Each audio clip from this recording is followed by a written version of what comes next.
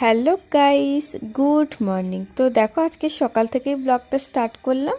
আর আজকের ওয়েদারটা কিন্তু বেশ ভালো ছিল। আর ওয়েদার ভালো থাকলে মনটাও কিন্তু বেশ ভালো হয়ে যায়। তারপরে একটু বেলার দিকে দেখো রাতের রান্নাটা করে নিচ্ছি। আর কেন তাড়াতাড়ি করে রাতের রান্নাটা করছি সেটা একটু পরে বলছি। তো এখন কটা বাজে? এখন বাজে তোমার 12:30 একটা মতো হবে। আর এখন আমি বানাচ্ছি হচ্ছে কি ঘুগনি। কাল রাতেই মটরটা ভিজিয়ে রেখেছিলাম, তো আজকে সকালে সিটি মেরে নিয়েছি। আর আমার ধনেপাতাগুলোর অবস্থা দেখো, দেখলে তোমরা হাসবে, একদম শুকিয়ে দড়ি হয়ে গেছে।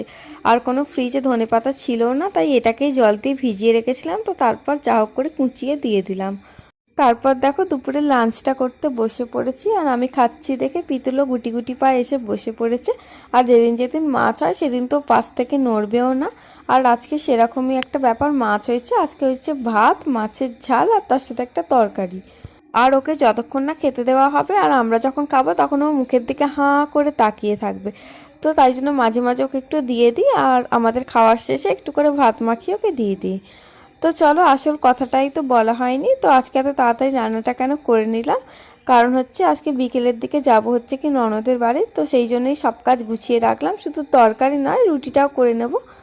কারণ আসতে যদি রাত হয়ে যায় তো তখন এসে আর রুটি করতে তো ভালোই লাগবে না। আমার তো কোথা থেকে ঘুরে এসে কিছু করতে ভালো লাগে না। তাই আমি যতটা সম্ভব চেষ্টা করি আগেই কাজটা গুছিয়ে রাখতে।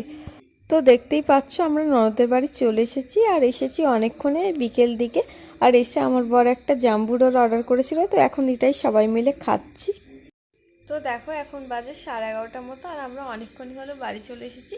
আর বাড়ি এসেছি তখন কটা হবে, ওই 10:30টার মতো হবে। তো চলো আজকের ব্লগটা তাহলে এখানেই শেষ করছি। সবাই ভালো থেকো, টাটা, গুড নাইট।